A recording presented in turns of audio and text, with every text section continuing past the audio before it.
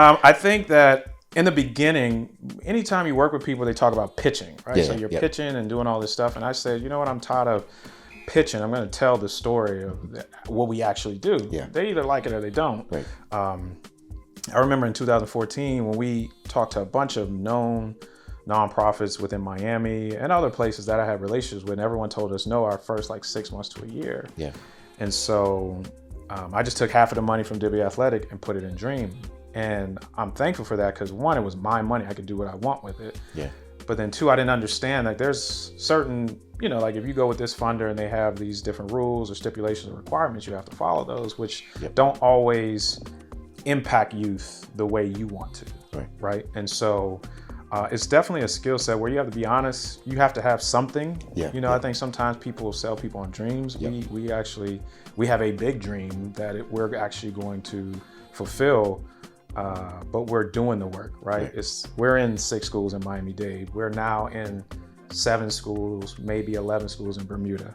We have a site where we're looking for a new site in Atlanta. We have a site in New Orleans. We've impacted over 45,000 youth since 2014. That's awesome, bro. And all the programs that we have focus on creating that real change, right? After school is a major issue because kids get in trouble in those times, right? STEM Saturdays, we were doing STEM Saturdays in community centers, and then I got bored.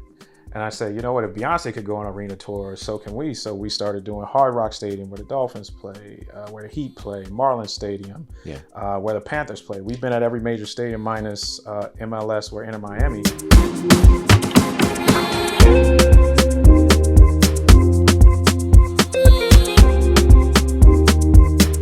Hey, what's up, fam? This is Sahr Lebbie, host Africans in Tech, where we're building bridges and shaping futures in tech. On our podcast today, we got Brandon Okpalobi. Yes. What up, Brandon? How's it going? Everything's all right? Yeah, man. Brandon and I met on Instagram. Kadi, shout out to Kadi. She actually reached out to Brandon, and then from there, I just kind of picked up from there. And then I was like, hey, bro, when ATL, mind coming through on the pod? Yeah, that's just how it went. And I was like, oh, this is cool. Yeah. Dope, man. So, Brandon, what I usually do is just ask guests to do a quick intro. Okay. Nothing technical, just basics about who you are, and then we'll go from there. Right. So Brandon Okpalobi, blessed to be the founder of Dibia Athletic, where we promote excellence through athletics. CEO of Dibia Dream, where we spark social change through STEM and recreational education.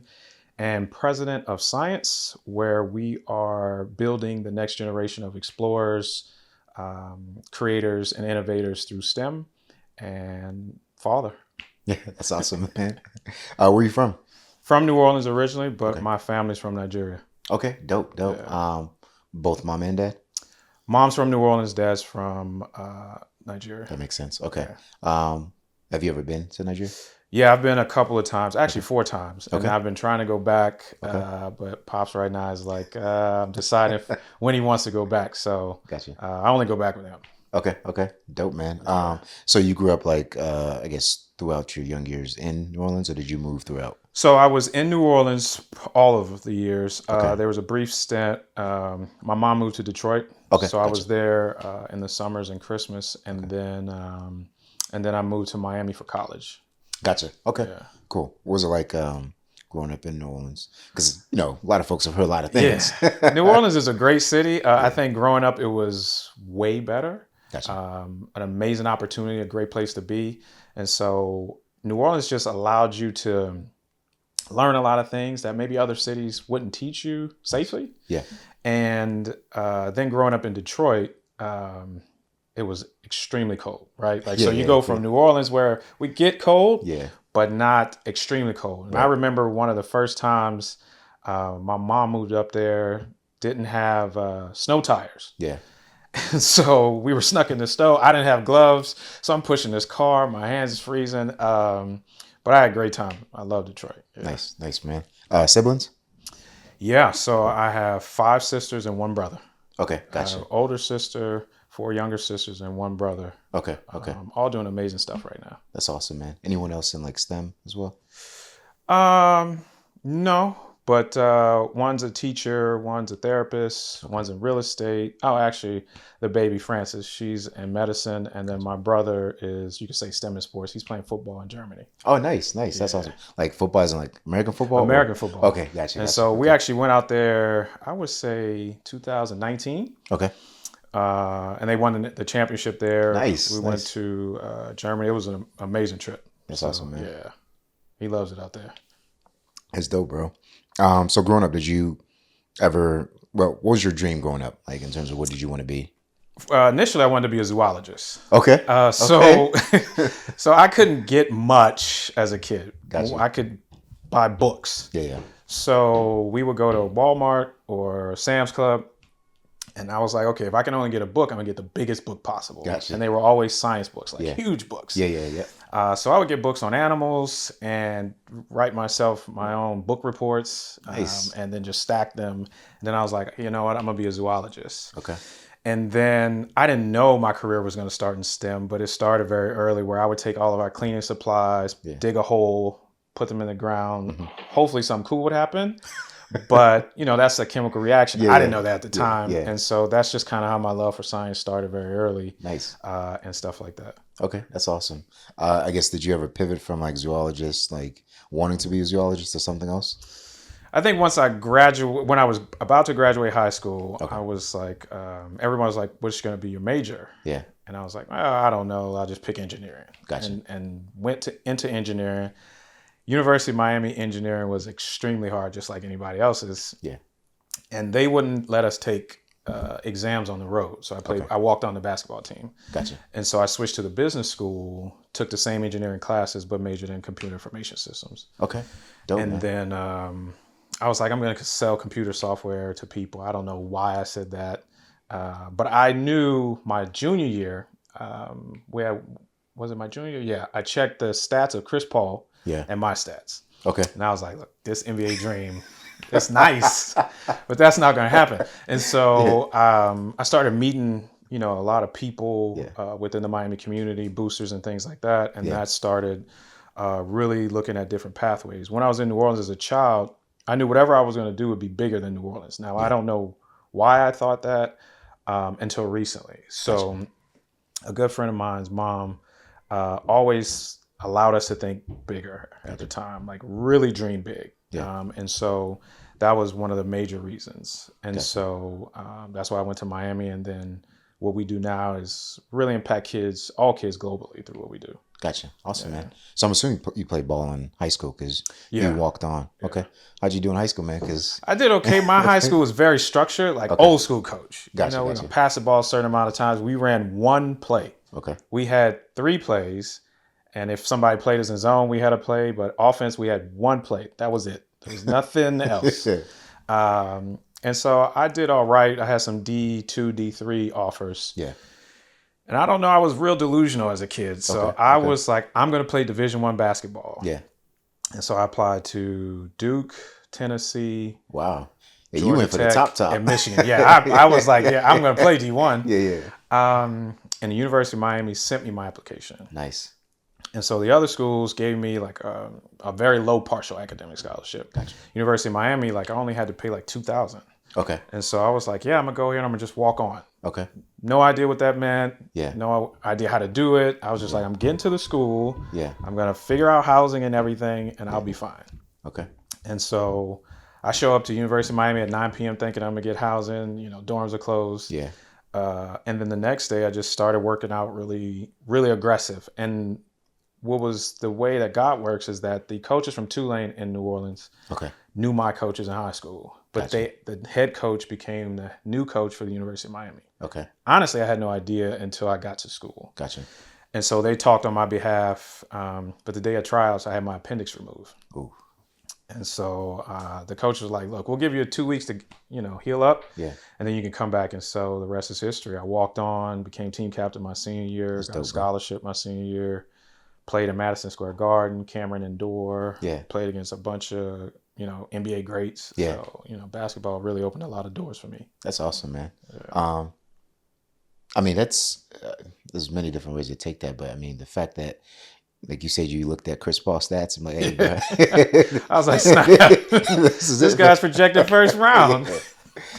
Did you think about like going, kind of like you talked about your brothers and overseas playing? Did you think about doing? Yeah, like... I went to an NBA overseas camp and I did okay. Like, Okay. Today I can say like the truth. Like I did okay. I Yeah. thought I did, really well. But no, I did okay. And then every night you're meeting different agents. And I'm like, I don't know this guy. I can't trust him with my money just in one meeting. And so I was like, you know what, man, just, you have connections, you can get a job. Yeah.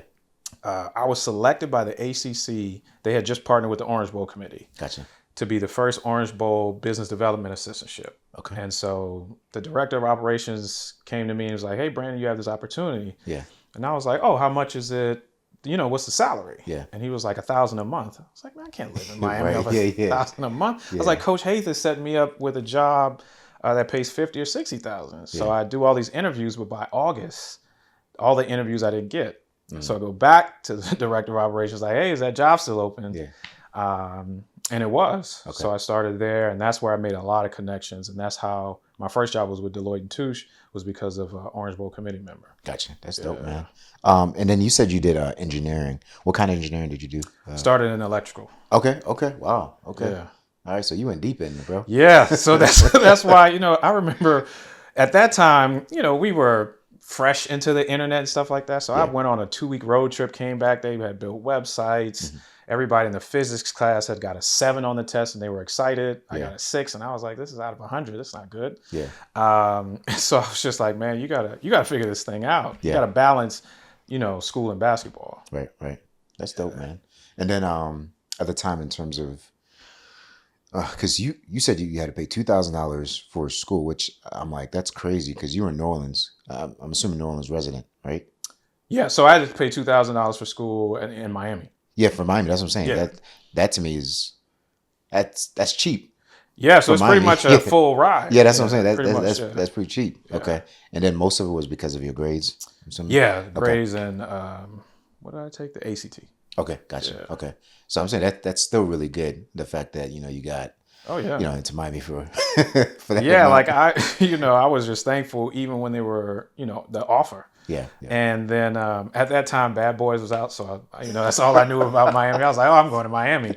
My best friend was going to go to Nova Southeastern, and everything was cool. And I think in August when we were getting ready to go, he was like, oh, I'm gonna go to a JUCO in Vermont. Gotcha. I was like, good luck, man. That's not happening for me. So it's been great. Gotcha. Yeah, I was trying to link that up with in terms of like finances, because you said $1,000. Is what they offered for that business development role, right? Oh yeah, so $1,000 is what they offered, and you're not thinking at the time. My rent was $800, so I'm like, oh okay, I have $200 left over. I'm not thinking about taxes. Yeah. Oh, so the interesting thing is how Dibia Athletic started. So there was a kid named Julian. And we were doing the basketball camp for the University of Miami my senior year that I graduated. Okay. And we were winning each week. And so his mom came up to me and said, hey, why don't you train my son? And I said, train him in what? And they're like, train him in basketball. Yeah. And we'll give you a price and we'll send you a whole bunch of clients and you just start a business. And I was like, people pay for that? Yeah. My cousin taught me to play basketball in a park like that. Yeah. And so they said that in August, but we really didn't start training until like January. Gotcha. And so I'm really struggling trying to figure this out. But also August, the year I graduated, was Katrina. Okay. So then I have family members going through what they're going through, trying to help them out too. So it was a lot during that time, but that's how Dibia Athletic started. It was just me doing it as a hobby. Yeah. And then when I left Deloitte, I started, it was called Brandon Okpalobi Sports because at the time Rick Ross was boss. And so I was called Boss Sports. Okay. But I didn't take it seriously. I was just doing it to work in between finding another job. Yeah. And then I worked for the University of Miami raising funds. So kind of the jobs that I had really helped me or gave me the skills to be an entrepreneur, right? Yeah. I worked with business development with the Orange Bowl Committee, which is a huge deal where I got to work in every department. Working with Deloitte, I understood global business. Yeah. Raising money for the University of Miami, it was now fundraising. And so 2011, me and my boss kind of bumped heads, which was cool. At the University of Miami. Okay, gotcha. And so it was like a Tuesday. It It's like a Tuesday, we bump heads with it's like an equal split fine. And then Wednesday, I'm like, yo, you just bought a new truck. You have a new place on the water. Like, you got bills. Right. You got to figure this out. Yeah. And so I was like, hey, if I just maintain a certain level lifestyle, I'll be all right. And so that's what I did. And then we started Dibia Athletic. So Dibia means master of wisdom or knowledge. And it's also my middle name. Okay. And so I was like, yeah, Dibia Athletic, that's perfect. That's wisdom knowledge. And so we just came out the gate training kids. We had a bunch of kids because of the years. And then I was like, hey, let's do a camp in Miami. But then the following week, let's do one in Bermuda. My college roommate is from Bermuda, best friend. And so that made us a global business first year. That's awesome, man. And so we did, 100 kids in Miami, 60 kids in Bermuda. And then we just kept going from there. But we were scholarship kids to our program. Gotcha. And so we can always tell who those scholarship kids were. Yeah. And so I said, you know what, let's try to help these kids and let's do it on Saturday. I can give up a little bit of time on Saturday because we were doing a lot, making a lot of money. I was like, look, man, I'm trying to get this going. Yeah. But a Saturday program wouldn't create the impact that I wanted. Okay. And so we started after school, which was, so much, right? It was a big, a huge budget on the front side, but then you had to hire staff and all these things. Like Dibia Athletic was just me and consultants when we had events. But now it's like real staff and we're a nonprofit and we got to answer the IRS, all kind of different things. Yeah. And so I just, like Dibia Athletic, jumped out of the window again with Dibia Dream. And we've been helping kids in Atlanta, Bermuda, Miami, New Orleans. Yeah. And then in the pandemic, we expanded because we were sending out kits. So we started working with kids in 32 states and 12 countries. And so it's just been amazing to kind of really help kids that I felt were like me. Like even there was one kid at one of our summer programs. It was like, yo, this one kid always has problems. Can you come talk to him? But they didn't tell me his name.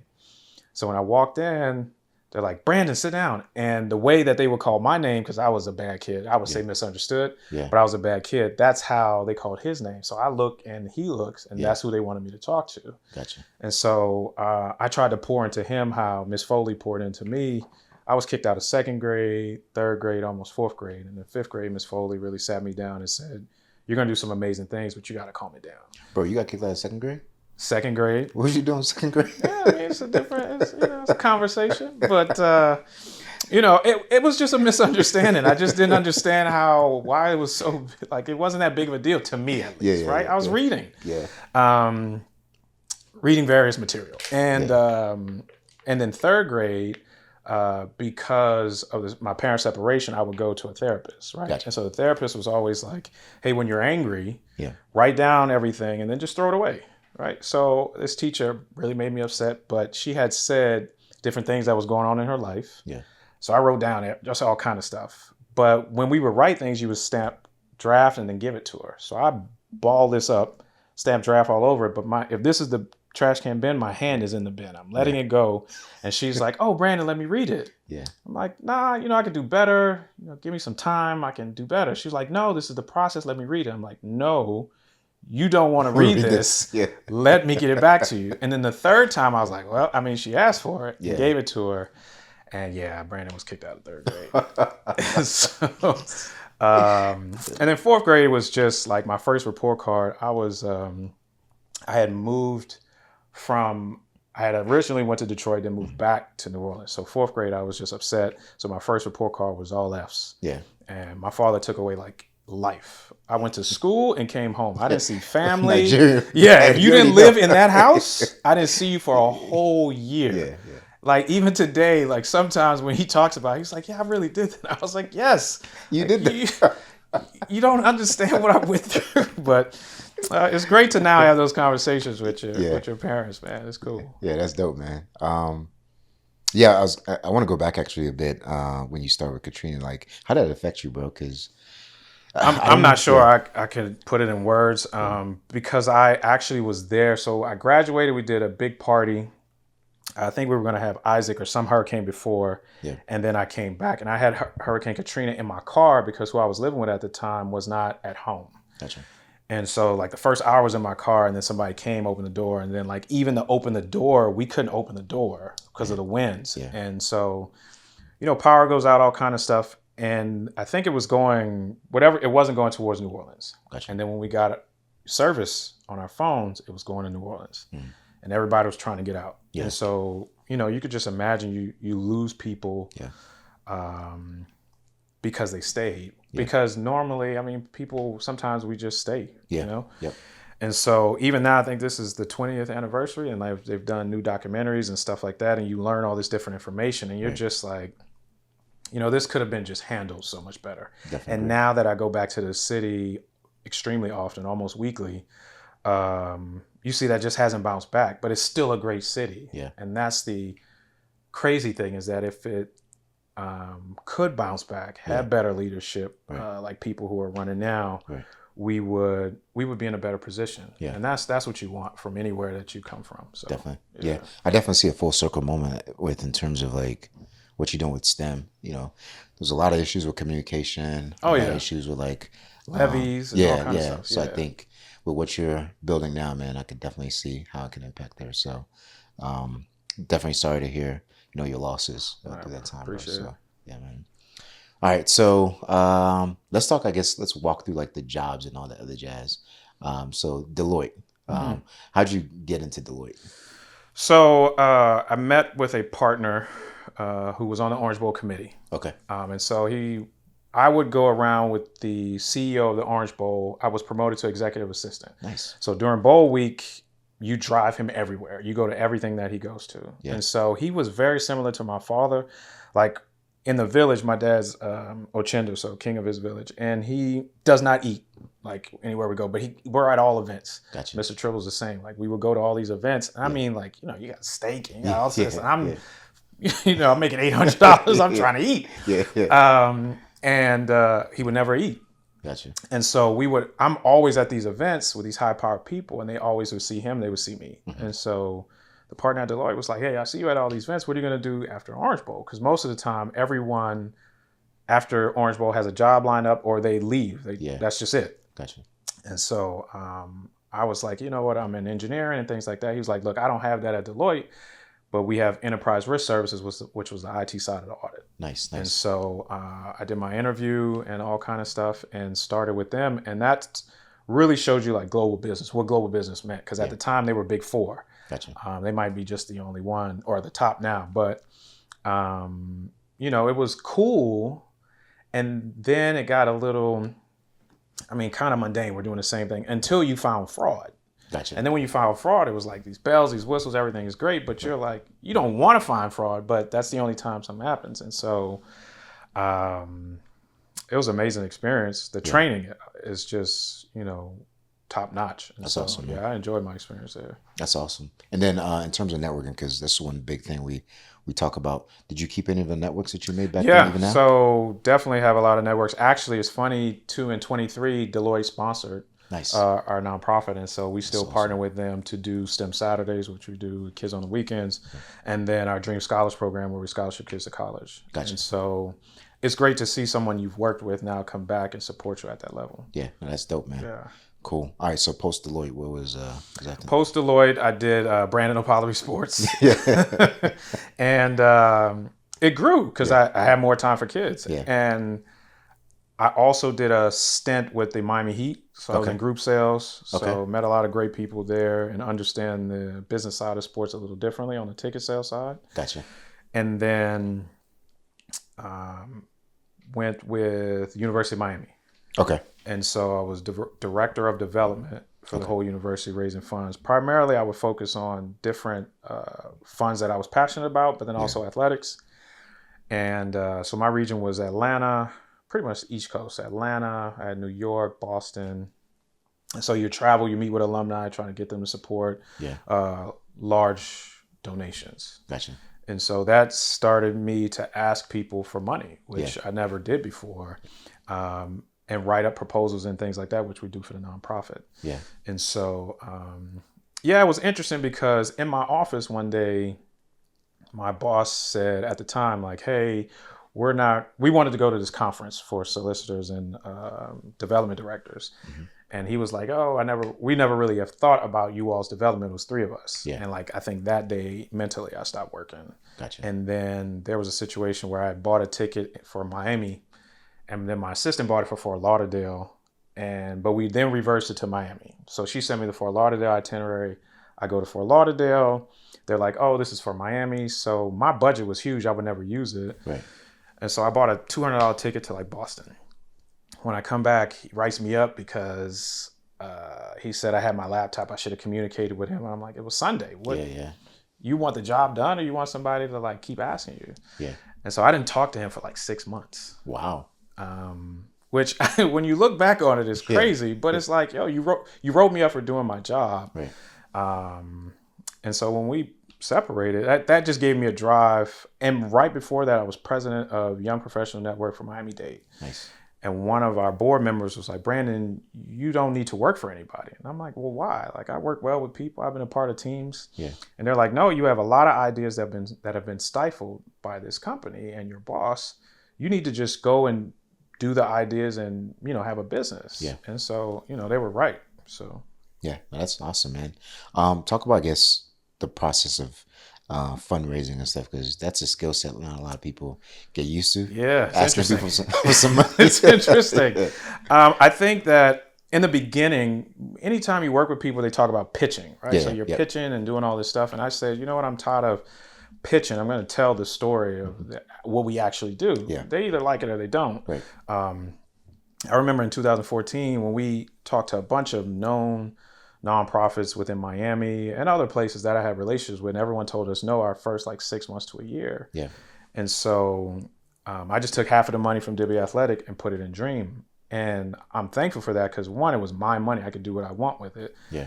But then, two, I didn't understand that there's certain, like if you go with this funder and they have these different rules or stipulations or requirements, you have to follow those, which don't always impact youth the way you want to. Right. And so it's definitely a skill set where you have to be honest. You have to have something. Yeah. I think sometimes people will sell people on dreams. Yep. We have a big dream that we're actually going to fulfill, but we're doing the work, right? We're in 6 schools in Miami-Dade. We're now in 7 schools, maybe 11 schools in Bermuda. Wow. We have a site where we're looking for a new site in Atlanta. We have a site in New Orleans. We've impacted over 45,000 youth since 2014. That's awesome, bro. And all the programs that we have focus on creating that real change, right? After school is a major issue because kids get in trouble in those times, right? STEM Saturdays, we were doing STEM Saturdays in community centers, and then I got bored. And I said, you know what, if Beyonce could go on arena tour, so can we. So we started doing Hard Rock Stadium where the Dolphins play, where the Heat play, Marlins Stadium, where the Panthers play. We've been at every major stadium minus MLS where Inter Miami because they haven't built it. How did you even start that process though, bro? Like when you started going to like Hard Rock Stadium? Some of it was great partnerships. So again, Orange Bowl Committee, that was our first big stadium event because we partnered with their leadership academy prior to me joining the committee. Gotcha. So I was an assistantship and now I'm on the actual committee. So in 2018, we worked with their leadership academy and we won a grant from the Marlins that year. Gotcha. And so we had more access. Yep. And so through the Orange Bowl, who has partnerships with the Marlins as well, we did a STEM event for like 150 kids building chemical clocks at the stadium. And so that's how it starts. Right now you have name recognition. So when you have that conversation with the Panthers or the Heat, now we have a partnership with the NBA Foundation or Hard Rock through the city of Miami Gardens. We are able to do those things. Or like our partners, the Laureus Foundation, they're the ones who partnered us with F1, IWC, and Mercedes. So when F1 came to Miami, the first 3 years that Lewis Hamilton was with IWC and Mercedes, we had events with him. Gotcha. Which mind-blowing. Like Laureus calls me up on the phone. I actually talked to him last night. Laureus calls me up on the phone like, hey, we're going to do this event in Miami. We think you'd be interested. Like, okay, sounds good. Yeah. The second call was like, hey, it's going to be golf, which I don't play golf. I play basketball. And then they're like, it's going to be with some stars. I'm like, it's going to be 18 holes. Like, this is going to be bad. But I'll do anything for the kids. Fine. Then they're like, no, you need to come to New Orleans. We need to talk about this event has grown, right? So they're like, yeah, you're going to be playing golf with Tom Brady, Lewis Hamilton, and Marcus Allen. I'm like, what? And all of my friends now play golf. So the next, I think, what was it? The next week we went to, where did we go for Steve's birthday? Dubai. Okay. But Steve is like a really good golfer, right? Yeah. So I'm like, and they know I'm not. And so I'm like, guys, guess who I'm going to play golf with? And then I tell them, they're like, there's no way you're playing golf with these guys. Like, how are you going to do this? I'm like, look, they said they're going to get me a coach. Yeah. And, you know, we'll go from there. The coach that they give me, I remember his name, maybe Rob Baker. Mm-hmm. Rob sends me these WhatsApp messages. He's like, yeah, we're going to get you ready to beat Lewis, because it was Marcus Allen and me versus Lewis and Tom Brady. Yeah. And he's like, yeah, don't worry about it. So then he's like, these are the people I work with. It's like, you know, Jack Nicholson, Tiger Woods, Steph Curry, Barack Obama, every major good golf player, right. Great golf player. Yeah. And I'm like, man, it's like, at least I'll have, you know, top coaching. Right. And so what was great about the coaching was everything he taught me, the little techniques, which was only 2 hours. 1 hour, I think it was Monday. I think the event was on Wednesday, and 1 hour on Tuesday. Mm-hmm. Even in my ear, he's like, yeah, you're going to beat Lewis. You're going to destroy Lewis. I was like, I hope so, because I'm these 2 hours. I'm doing the best I can. And so I think we've been blessed to do a lot of amazing stuff for kids. Yeah. That wasn't the thought process. My thought process in the beginning was, how can I make sure that any other boys or girls who are struggling with any problem that they have are successful in an education system that's not built for them to be successful. Right. And especially who look like us, it's like, how can I ensure that they have as much fun in science as I have? Yeah. Right? Because we all took some science course. We might have dissected a frog. It was disgusting. That was it. Yeah. You know, periodic table. We didn't blow anything up. Right. We just didn't do the cool stuff that we do. That's why I put on a astronaut suit, or I'll put on a lab coat, or I'll get an Iron Man helmet and do all these things to make it fun, right? Yeah, because that's what it's about. It's nothing that we do is boring, and everything that we do involves science. And I think sometimes people don't really understand that. Yeah, that's awesome, man. First, I would have been like shell shocked, like Brady and all those guys are playing like that. So when we're in there, you know, they have the so it says Lewis Hamilton's room, Tom Brady's room, and then it's like talent. Mm-hmm. So they put myself, oh man, this guy who was the announcer, like huge, really great driver before. I forget his name now. And Marcus, we're on the same room, right? Yeah. So Marcus is like, no, I know Tom, I'm going in there, and yada, yada. And everybody's like, don't go in there. But Marcus just goes in there, right?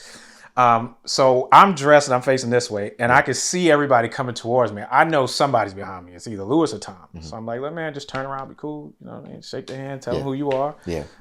And so I get a tap on my shoulder, and he's like, hey, I'm Tom. Like, I'm Brandon. Yeah. Hey, I'm Lewis. Oh, okay, let's go.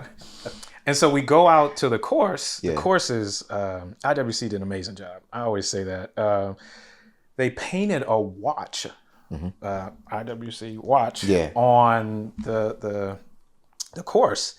And so we go out there, but nobody did any warm-up or anything. I wasn't expecting to do a warm-up. Yeah. At the time, they're shooting Drive to Survive, so Netflix is out there. So Tom and Lewis was like, hey, we haven't warmed up. We're going to go warm up first. Yeah. And we were supposed to be there 20 minutes, and that was it. Yeah. Everybody in the golf carts were going around, and everybody's looking at me like, Brandon, you got to stop this. I'm like, I don't know these guys. I just met them today. Like, these are your people. Right. So we go hit some shots.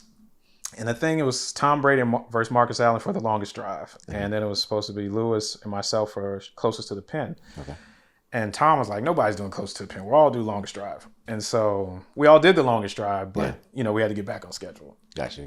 And so how it worked out was Tom won longest drive. I won the closest to the pin, but that wasn't that close, right? Yeah. It was, you know. And so when we go back, it was a tie. And the script is like, tie, great, let's, you know, move on. Yeah. And then Tom was like, nah, man, we got to go again. We got to do a tie. So we go back. Tom hits it even farther. Nice. Lewis hits it really close, right? Yeah. And so I'm sitting here like, man, look, you got 3 shots. You got to make this right. First shot, like, wide left. Mm-hmm. And then the second shot goes somewhere else. Yeah. And I just look at the ball. I'm like, look, man, this is it. So I go back and I hit the ball, and everybody's like, yelling, and it's almost a hole in one. Yeah. And so everybody's excited. Marcus comes out, yeah, we told you we were going to do this. And what did he say? He says it in the video. He's like, Tom and Lewis might be the latest, but Brandon and I are the greatest. And I was like, okay, that works. I'm just happy to be here. Yeah. So it's some cool things I've been able to do. Yeah, that's awesome, bro. That's awesome, man. I mean, also gives not just credibility, but also like cool stories you can tell the kids as well, man. So yeah. And so the first year, a couple kids, because it's around our testing time, got to meet them. Mm-hmm. Right. And all of them played football. Nice. And initially Tom wasn't going to come. He had another engagement. And so they were really hyped to meet Lewis, and they asked Lewis all the questions, and they were still nervous. Yeah. And then Lewis leaves, and then Tom comes. And like the kids, they all play football. They just couldn't get out. I'm like, all right, you have your question and things like that. And so it was really cool. And then the next year we did like a basketball event with other celebrities as well. Yep. Olympian Jagger Eaton, former UN player, NFL great, Antrell Roll, Simu Lee, and James Martin from Paradise. Okay. So that was great in Wynwood. And then what was really cool, the next year, and this one's near and dear, they do like astronaut training. So before races, Lewis does like how they say like death-defying stuff. Yeah. So he does his astronaut training, he's flying this fighter jet, and we bring kids from Austin to do rockets with the kids, but I get to bring my daughter. Okay. So since we're doing rockets, I'm in an orange spacesuit, my daughter's in a pink spacesuit. Okay. How old is your daughter? 5. 5, okay. And so they're like, somebody's got to take a selfie with Lewis. Mm-hmm. And I'm not thinking anything. So they're like, Elle, why don't you do it? And she's like, okay. Yeah. And so everybody's in a black shirt, and I'm in my shirt, and she's in a spacesuit, and she gets to take this selfie with Lewis. Mm-hmm. And I'm not sure she realizes, the magnitude of how cool it was. Yeah. But she now, every time she sees like Lewis, right, she's like, oh, hey, Lewis. Yeah. So it's cool for her to have that experience. But then also, too, she loves science. Yeah. And so that's our company, Science, that's right? Awesome. So she's our chief product tester. So basically, if she doesn't like it, we don't rock with it. Okay. Yeah. Okay. And so she's been doing STEM since she was like months. Yeah. Building little things and stuff like that. So it's really amazing to see. That's awesome. So I got 3 kids, we talked about earlier. How did you, and even now, do you deal with like making sure that like your love of STEM doesn't necessarily like, it's not you living vicariously through your daughter, but it's like you just, expanding on what she, wants to do and things like that? Yeah, that's a great question. I think my parents, I think everybody thinks their parents are the greatest, but I truly think mine are. And the reason why is because they never pushed me in a direction. Just whatever I was doing, they said, we're just going to go 100%. Bro, that's rare for African dads, bro. That is very rare. Yes, yeah. That is very rare. So like even stones, right? Yeah. I would pick up cement and I'm like, Mom, I'm collecting rocks. And she was like, no, that's cement. But then she took me to a stone store and taught me about all the different stones. Yeah. I have my own stone collection and stuff like that. And so with her, it's just toys. Like I was making sure there were some Barbie, there were some, what did she have, like Bluey and things like that. But then there was also science toys. Yeah. And so it was great when you see that aha moment, like we're making slime, but I make, all parents don't like slime, but there's plastic everywhere. Yeah. Like it's not getting anywhere. I love fruit snacks. So I was like, you know what, Elle, instead of us eating these sugary snacks, we're going to make our own fruit snacks. And we're going to learn the science behind fruit snacks and stuff like that. So nice. We did that. Rockets, all projects that we've done with our kids, I've done with her, and she just naturally does it. So now we'll shoot a show. It's called Element of Science, playing on her name. And so she's like, are we going to film? Are we going to do this? What are we going to do? And so it's a natural for her. Even with sports, I was like, Elle, what do you want to play? She was like, I want to do basketball, soccer, and volleyball. And I said, for these, do you want me to help? She was like, yeah, I want you to, because she'll go with me when I train kids. Gotcha. And she was like, I want you to train me like you train Julian and so on. And I was like, okay, that means that I may say things in a certain tone. Yeah. This is just to help you. Right. Okay, Daddy. So Yeah, that's cool. Okay, that's dope. And I'm glad you just brought up that point and saying things in certain tones. In the culture of like, you already know where I'm going with this. I can imagine. Where you have parents who are very hands-on and very Right. much supportive of like their kids, which I get, but a little bit overzealous at times. Right. Have you ever had to manage like um, sort of expectations, but then also like how do you deal with like parents who are a little bit harder or difficult to deal with around their kids? You mean dealing with the parents that I work with for like anything? Yeah, yeah, Yes. So dealing with parents, I had to understand that they are just big kids, yeah, right? And so they want the best for their child, and they may look past limitations that their child has, yeah, right? yeah, And so sometimes you can choose to be combative, or you can choose to use intellect, yeah. right? And so early on when I was coaching, it would be my Nigerian side, and now I'm more intellectual Okay. on my Nigerian side. And so the words that I choose, I'm like, hey, do you want your child to be as successful as you are? Because Dibia Athletic caters to a certain type of family, and so you have to have worked hard in something. Gotcha. Right? It wasn't 1 day, 1 hour, and that's how it works. And I explained that to him, like, hey, you are where you are today because of hard work, many hours. Right. We got to figure that out. Yeah. And so if that's what you want for them, whether it's just high school or club, or you think they can go to college, we have to put in the work. And so it's getting them to understand that and see it differently versus like, oh, my kid's going to go to the NBA. And I was like, that could or could not happen, but do you want them to have discipline, life skills to then transfer to take over the family business that you started? Gotcha. And so I've had to do that. On the nonprofit side, it's really about, I really had to understand the struggle. It's different, right? Yeah. It's survival. And so how can I assist their child so that when they go home, they're not doing homework, they don't have to do any major things. It's more like, it's just more time with your child. Yeah. And so if I can provide that and they see that, Yeah. and now your child is, going to STEM Saturdays, or they're going to these events, or when we send kids, we have Dream Explorers, we send kids on a leadership trip outside the country. So Ghana, last year Tanzania, London, South Africa. You now are starting to see like, hey, this guy's provided my child some amazing experiences. Yeah. Maybe I can, whatever problem that I think I may have. Right. And this is all free, right? Like you don't really have to do anything but bring your child. Right. And so it's really about having a very different mindset. I used to, I've learned a lot from my father. And I think when he was younger and I was younger, he had like a quick fuse. Okay. And now it's not the same, right? He just looks at life differently, right? But he also understands who he is, his title and things like that. And he can't do certain things, right? He can lose a lot. Right.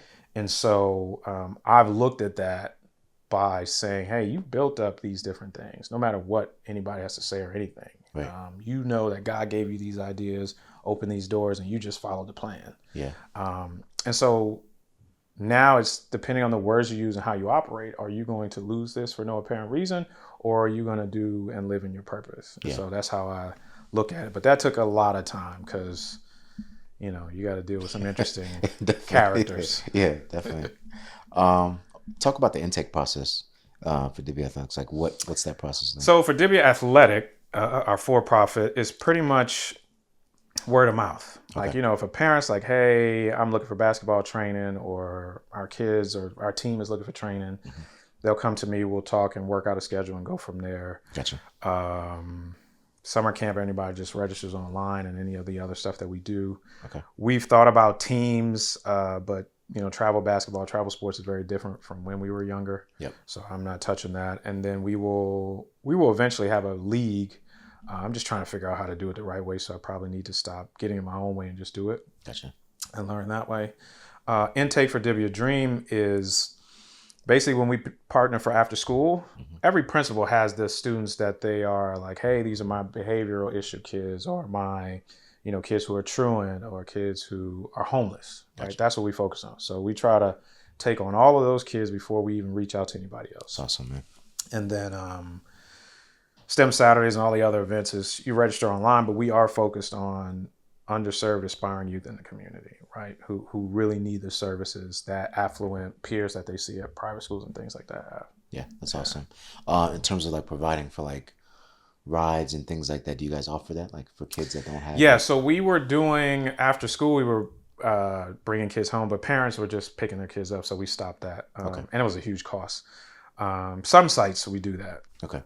but definitely not most of them. And then the weekend, we do provide, like, we'll pick up kids at the community center, bring them to, if we're at the Heat Arena or whatever. Yeah. And then STEM Avengers, which is our fellowship program, we will bus them to the different locations. Gotcha. Yeah. That's dope. Mentors.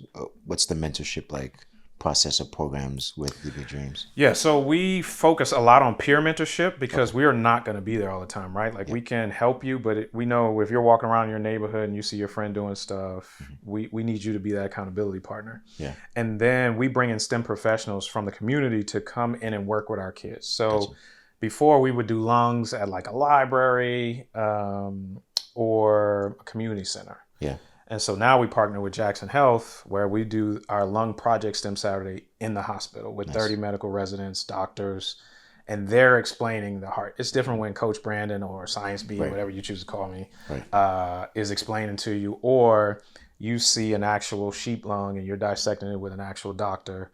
You see a smoker's lung and a healthy lung, and they're explaining everything, lung capacity, and you see the stethoscope. They're coming in with their scrubs, and it's also representation, right? We have a lot of doctors who look like the kids we're serving. Yeah. And so that's really how we look at mentorship, making sure that they see actual people in those careers so it can click. Like you'll hear on Lung STEM Saturday, like, oh, I want to be a doctor. Yeah. And then parents and teachers will say like, hey, we never heard them talk positively about working before. And so that's how we really look at mentorship and Dream. Okay. From an engineering perspective, I guess, since we're talking about Africans in tech, what does that look like? Yeah, so we have looked at how we engineer and re-engineer certain things. Okay. Making sure that when we go into schools and things like that, we're not coming with our program, right? We're going to make sure that we're going to ask you what you need and then see how we can tailor that to make sure we engineer a program that helps your kids, right? But then also, too, they will work in engineering. We're going to partner with, we had a few students come out from University of Miami engineering department, making sure that they are on the latest and greatest of what's going on in engineering. Nice. We also did, when it was the pandemic, we did 2 virtual STEM Saturdays in Nigeria. Okay. And so I always make sure we're doing stuff for home. And then hopefully we will have a STEM Saturday in Ghana next year. That's dope, like, bro. In person. So that's dope. I'm bringing that up. Ade, I'm looking at you while I'm talking right now. Ade has a organization called We're Foster. And basically what it is, it's a bunch of Africans who are in big tech. Okay. So FANG orgs, and then also like just bigger organizations, so like Walmart, Cisco, all those other organizations. And what I'm hoping for is that you can partner with that organization so that they get that experience, like working with like some of the cutting edge technologies. So the Metas, the Googles, and all those other things, like how do they roll out applications from a global standpoint? How do you build, at scale? So, really we're looking at too, now teaching our kids about AI, right? Yeah. Because you want to make sure that they're safe, but then also too having them understand like how to create content and instead of being consumers of content. But then also look at these different tools to make certain tasks easier. I know everybody's in uproar now about I think they just signed some record label, signed an AI artist and all this other stuff. Timberland's doing something crazy. I mean, there's going to be things. It's just with anything. But, it's making sure that you use the tool successfully so it can help you, right? Make your presentation cleaner, or write your Instagram captions or grants, or come up with big ideas and help you kind of dialed in, or go bigger, right? And so there's a lot of positives. We are the ones controlling it. Right. And so if we type in certain things, that's what's going to happen. Yeah. Most definitely. Let's talk, I guess, now the extension to the continent. How does that look like when you have the kids over? Yeah, it was amazing. It was, I'm not sure I expected to feel that good because we sent the kids. And so We sent the kits, and then we paid custom duty ahead of time. So really, they had to pick up the kits, and then we start. Okay. Obviously, I forget about certain entities that block between shipments and and consumer. And so I was like, hey, why haven't you guys gotten the kits yet? They were like, oh, because of, and I was like, oh, I forgot about that.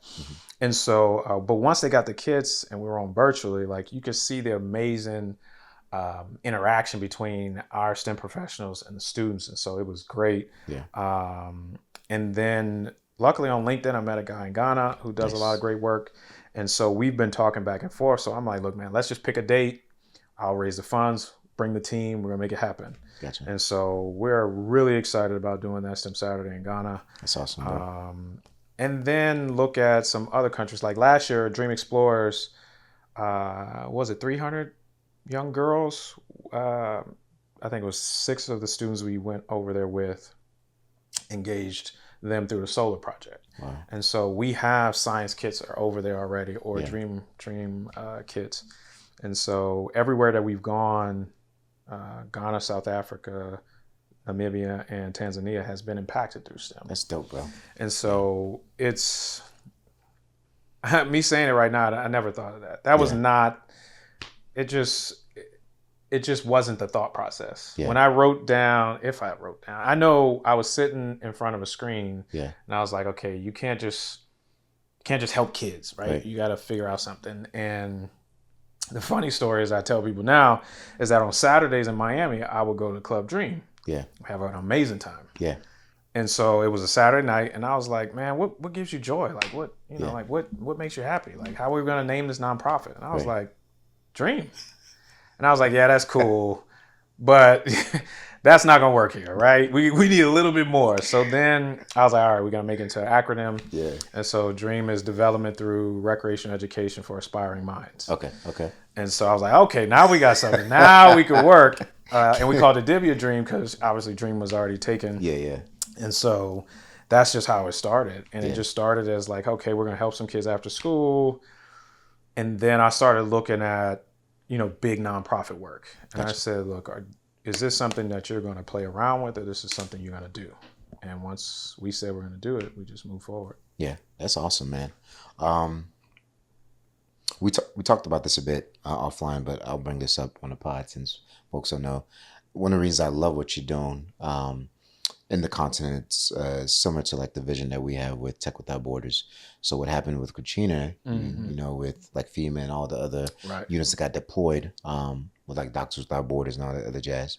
We want to do a Tech Without Borders where, let's say there is, like you said, there's some school or STEM program in Ghana or Nigeria or wherever, and you have your kids go assist, do XYZ.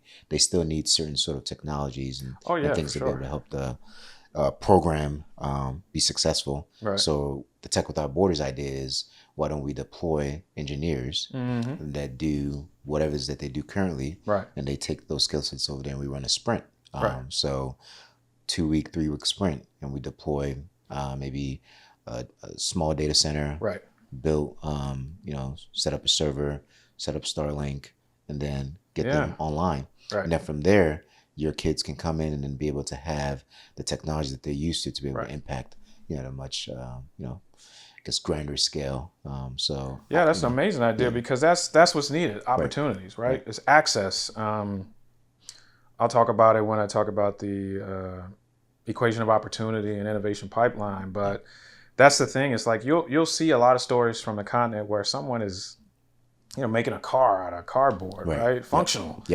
And or fixing iPhones, no iPhone training or anything like that. And so with the bare minimum, they're doing so much. So with so much more, it will be a game changer and really making sure that they understand, like, all the opportunities that are afforded other places should be afforded there, right? And it's just people coming in with the program instead of waiting for funding or this partner or somebody else, just do it. That's just what we've done, whether people try to label us as disruptors or not. We come through with the mission to help kids. We come through with the right mindset. And we're going to get it done. No matter how many no's are just opportunities for yes. No, that's dope, bro. So let's future scope it a bit. What do you see? Um, Dibia Dreams, Dream America. No, Dibia Dreams, Dibia Athletic, Dibia Dibia Dream, Athletics, and Science. and Dibia Science. Where do you see it going in the next 3 to 5 years, bro? 3 to 5 years. So Yeah. Dibia Athletic will be in. We'll have hired some coaches. Okay. We will have our league going, Okay. and then we'll be probably in 3 satellite Okay. cities operating at a high level. Okay. Making sure that we are really teaching a lot of life skills through sports. Gotcha. Right, making sure kids have a fun sports experience. Okay. Dibia Dream, we will expand to about, I'd say probably 6 states. Okay. Probably 2 more countries. We will keep the 6 programs. We got enough programs. We will raise the number of students, right? Gotcha. Probably quadruple that. How many students you guys have now? Right now, after school is about 600. Okay. It's going to be more than that pretty soon, but it's about 600. Okay. STEM Saturdays, we impact anywhere from 100 to 250 kids a Saturday. Okay. Dream Scholars is 5 kids a year. Dream Avengers is 100 kids a year. Okay. Dream Explorers is anywhere from 6 to 10 kids. Sheesh. And the Spark Summer Institute, in total, in the summer, we can engage about another 600 kids. What's your team look like, bro? I have an amazing staff. Okay. I will say that again. I have an amazing staff. This is not. I know sometimes people look at me and they're like, "Oh, you're doing all this." It's like, no, we are doing all of this. Yeah. And so I have our director of programming, Itita Finch. She is the right hand, the rock that really makes us move. We just brought in a great STEM lead, Dania, who's really helping us. We have our STEM lead in Bermuda, Neville, and then we have people under them, the site coordinators at each site, the enhancement coordinator, STEM leads at each site. Yeah. And then we have Awana in our operations department. And so those are our main people on the ground. Gotcha. And then we have Chadwick, who is ChatGPT. I call him Chadwick, who helps out a lot of my writing stuff. Yeah. And we just have a great group of supporters. Yeah. That really help us. So we have a lot of people who have come to the table to say, like, look, we believe in this, and we're going to push it forward. And so, and then on Science, it's myself and Elle, and then we have 4. They're not contractors. They believed in the mission in the beginning. So we have 4 amazing people who help us out in curriculum, graphics, supply chain, and then we did a little with our supplier. Gotcha. Okay. Dope. I don't know if I ever asked you this earlier, but what's the connection with Bermuda? Like, why Bermuda? Yeah, so my college roommate, Steve, everyone asks that. They're like, how did you get to Bermuda? Or they'll call it Bahamas or any other island.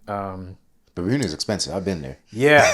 So I've been going to Bermuda since maybe 2003. Mm-hmm. And then they have their annual weekend cup match. Okay. So I would go for 2 weeks. Yeah. And just chill. It's beautiful over there. Oh, I love it. Beautiful. And so one year when we were the year before we started the business, full business, real business, I said, man, if we did a camp here, it would be great. And Steve was on the ground making sure we had connections, all kind of stuff. Yeah. And so we started there. Even when we started a nonprofit there, we really were blessed, I think, the year before to meet the premier. So the premier and his cabinet came to Miami for just like some meetings. Gotcha. And somebody I knew who knew I did work in Bermuda was like, hey, you need to be at this meeting. Gotcha.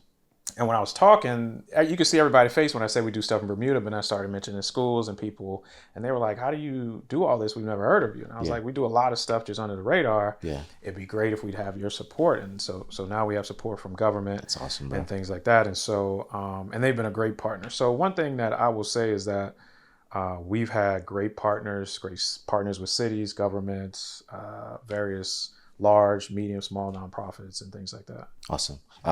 Okay, so let's pivot now to here, Atlanta. Do you have partnerships here in Atlanta? We partnered with Chick-fil-A. Okay, nice. And then we have a couple partnerships through Nike. Okay. And so we've been applying and reaching out. Yeah. We are a vendor of APS in Gwinnett County. Okay. And so the way that we started here was through a school in Miami. Okay. They had a school here, and we started with them. When they switched what they were doing with the school, we partnered with during STEM Saturdays in the pandemic, we were sending kits everywhere. We sent kits to quite a few people in Atlanta. Okay. And they were like, hey, we need to get this in our schools. And so we've been working with them and their educators. And so they've been really plugging us into different institutions. And then someone found us on Instagram. Yeah. Was like, hey, I see you're doing STEM. It would be great if you could do a STEM Saturday in Atlanta. And I was like, yeah, we could do that. That's awesome, man. And so we partnered with a church. And so last year, they built Bluetooth speakers for their STEM day. This year, was it August 16th? We did Lung Day. Okay. So in the church, while the parents are in church, the Yeah. kids are doing STEM. And so That's amazing. they went bro. through everything, all the different stations, had doctors from Morehouse. So thank you for Morehouse Medical School coming in and really helping us on that day. That's fantastic, man. That's a different way to do Sunday school, bro. So yeah. It was great. I mean, because I think you don't, as you get older, you have other responsibilities. You're not thinking about what people are doing on Saturday or Sunday or schools or nothing like that. And then when they reached out, I was like, yeah, this is actually cool because the kids learn something. Right. If they're already there and they had their children's ministry and they're always trying to find things to do, right? Yeah. And so it was just a natural partnership. Gotcha. Cool, man. Yeah. All right, bro. So now I'm gonna give you time to shine, man. If if folks wanted to reach out to you in terms of like partnering up with any of the Dibia programs, what's the best way to get in touch with you, man? Sure. So educate at dibiadream.org for Dibia Dream. Explore at science.com for science, and then info at Dibia Athletic for Dibia Athletic. And then we're Dibia Athletic on social media, Dibia Dream, and Explore Science on all social media platforms. My personal is Okpalobi on social media platforms, my last name. And we're always open to people who want to volunteer, who want to come out and really engage the students. And if people have different ideas, I was on the phone this morning with someone who's we are hiring right now. Okay. And he gave two great ideas about, some of them I already thought about, but one of them was like, hey, we're building this like huge bridge over 95 downtown Miami. And it's this like whole big thing with everybody in Miami. And so he was like, hey, I know the people who are building it. It would be great if you had kids to come down and they could see the kind of the back behind the scenes construction. I was like, that would be amazing. Yeah. And then I took my daughter to iFly. Okay.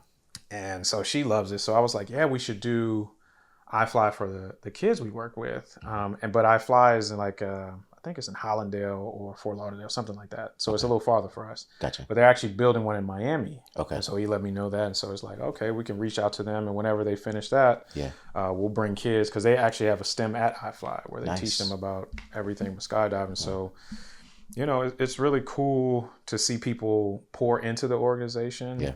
And I tell people all the time, people have time, talent, or treasure. Yeah. Right? People can give you their time. They can give you their talent. Or they can give you their treasure. And sometimes you have to be very understanding. You may want somebody's treasure, but what they can give you is their time. And that's most valuable, right?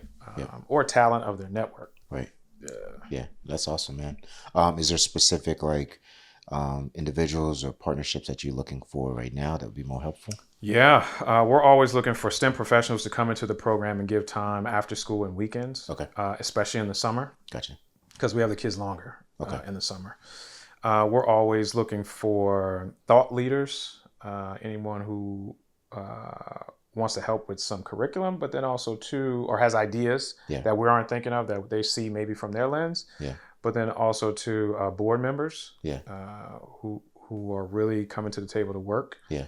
And then, you know, every nonprofit, we're always looking for the right alignment with funders to ensure that they understand what we're doing and we understand what they're doing, and that aligns to meet the mission of, you know, building STEM pathways and educating tomorrow leaders today. And that's what we want to do. So if they allow us to do that by supporting us with their talent and their treasure, that's great. Yeah, that's fantastic, bro. All right, man. Bro, this was really good, man. I think there's a lot of great stuff that you're doing there. Thank you. I know you want to stick to like the domains that you already have, but I feel like you're going to add more. I bought a lot of domains, and now GoDaddy were like, "Oh, are you going to renew?" I'm like, I'm not renewing that. I'm excited about my show is going to be called "What's the Science Be?" Yeah. And so I'll be animated and upbeat and doing all kind of things, and I'll do STEM projects with kids. Okay. And my daughter's show will be Element of Science. Okay. So I'm excited about that. Yeah. Making sure that we are able When are to you do starting that. We are in the process. We're supposed to shoot this week, but some things got pushed back, so we'll push it back a month or two. I want to tweak some ideas, but I think that's either me getting in the way or not. But we picked a date. Okay. Next month, I believe, and so we're going to go with that date, and we'll make sure everything's right. And then Science is coming out with about 6 new kits. So we have 3 kits. We sold out and shipped out most of those kits. So now the new kits, I want to ensure that they are really engaging, really impactful. So we are looking for STEM product designers. Anybody knows one. Nice. And really want to get those out by next year, early next year sometime. Okay. And just really provide opportunities. Yeah. You know, a lot of kids just don't take the time, or it's kids and parents, right? I'll send kids to some of my friends who are parents, and they're like, "Why don't you come and do it?" And I'm like, this is supposed to be the time for you and the kid. And the kit is not hard. Yeah. You know? Or I'll say start with slime, but they don't want to hear that. But I'm like, it's easy. Right. You just put down plastic and let the kids have fun. And then that's it, right? Like, and you have to be that's when my tone changes with slime, right? Because slime can get everywhere and then you can't get it out. It's like, look, LA, you know? But I'm really excited about some of the coolest things that we have going on. And then we do have some new partners that are coming to the tables that we'll do some cool stuff with. Okay. So I'm excited to see what that'll bring. And then I'm also excited about some new countries that we will step into with STEM. Yeah. I think that is going to be a game changer for them. And then everywhere I like to travel, I like to do STEM. Yeah. Yep. So anybody who's in Jamaica or has any connections in Jamaica, I'm trying to do the full program in Jamaica, full program in Tulum. Yeah. Yeah, that would be awesome. Dope, man. Yeah. Well, I'll try to plug you up in Sierra Leone. Okay. Yeah, definitely. Dope, man. Well, Brandon, bro, this has been a dope episode, man. We're also going to whiteboard. Did you want to talk about what you're going to whiteboard? Yeah, so on the whiteboard, we're going to do the equation of opportunity and the innovation pipeline and how they work together and how they lead to what we're doing today. Okay. And, talk about curiosity and access and how, and this is not just kids, right? We do focus on kids, but we have our older group, which I call like workforce development, which is 20 plus. And then we've been really blessed to work with cyber seniors. Okay. And so it's teaching them how to not be afraid of technology. And so we work with seniors as well. So it's all about bridging the gap. Yeah. Also closing the gap, especially for young girls in STEM, young girls of color in STEM. Yeah. And so that's what we'll talk about. That's awesome, bro. Yeah. I'm super excited. You talk about bridging the gaps.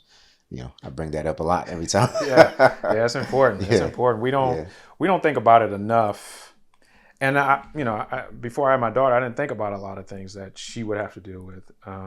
But now it's top of mind.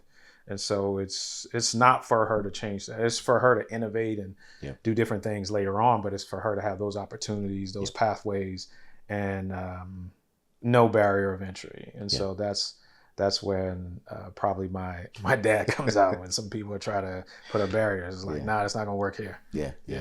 Definitely. Dope, man. All right. So if you have any questions around like what Brandon talked about, and any questions in general about anything that we talked about on the pod, let us know at africanzentechnology@gmail.com, or you can just DM us directly wherever you're watching this. If you're listening on Spotify, TikTok, YouTube, Instagram, and trying to think if I'm forgetting one. I probably am. But any of our social media sites, platforms. Right? Just hit us up and we'll be sure to answer. Again, it's africanzentechnology@gmail.com, or just DM us directly. My name is Sahr Lebbie, this is Africans in Tech, where we're building bridges and shaping futures in tech. All right, fam.